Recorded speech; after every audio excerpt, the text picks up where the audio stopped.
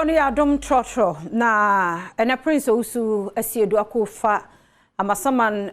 Pokuase kwan no na mienu mu ne wona efa so bre nya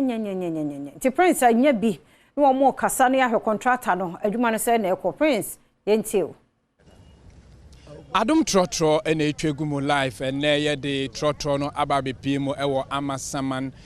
Stadium Junction ena ye hwe ekwan a contractor for eye free Pokuase de call ensawom ekwan no sen enete ahyemkafo a wo ewa ha no wo so de nsem awodo bi eba betudwa de afasa ekwan mu se sen enete pacho ekwan de ekwan do mgusu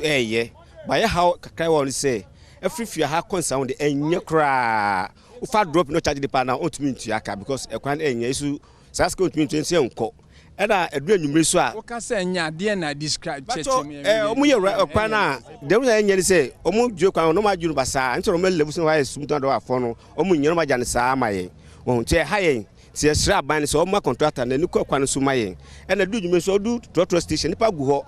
trotro so mu nko ko ubi so kwan nye no ma dom Amasaman do mu nko na nipa egu ho nti sra ban se omu contractor no obo na ja shu no nya kwan maye ni so ye hu to yen se pass yentumi nto se pa di boy di nti sra ban se omu ekwan no onye shu maye asem kan okay ekwan di omu gusu ye na ye beda omu so se ye omu gusu ye na adi ba kwa ha ni se omu interchange no omu nwie ye nso access say the wura baby ti say China mo Amasaman hospital mo block sa ways ni nyina ti say in case say obi yare mpo na wo di passenger hospital ho aji from Stadium Junction aji ko Stapema ansa na wakoye U10 e bia na obedu na ne pese ye nipa na aye no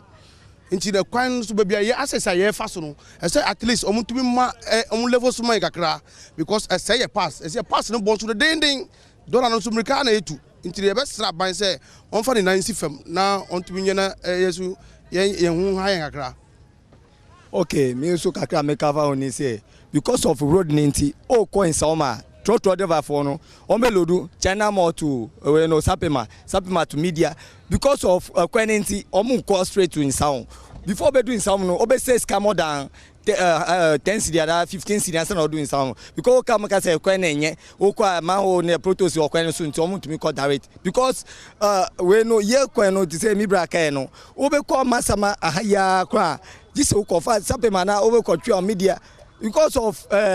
kwa mu ye kra be bi o kra no enye say o ma ye na we na su o omu di pavement block across keke amna amunya do ho kra ye duma ho ye but omu di pavement block ho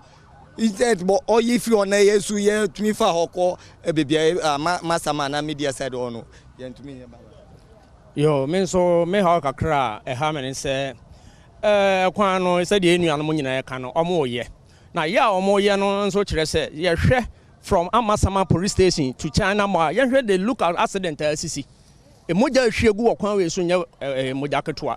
enti ye som say good contractor no sa wo ye kwan na say ebia vehicles no kwa so utimi level ba bi na de mayen na yetumi de cars ne fa so ensu etotoi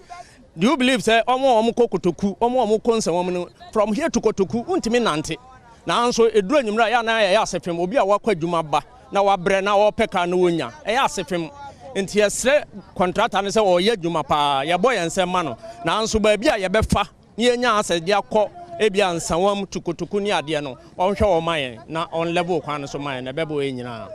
ma a driver for adwenkyere no wo ache ede ache eye contractor no yensu ye behwe se engineer a ono ene hwema ekwan wo eye ho adwuma eye engineer yima no odai yensu ye ni bedi nkomo na enumre no ye kasie mu no yama de okan ye bia no manfo so atibi me na me di mate ewo trotro mu se trotro no eye ma mate na agisu se awe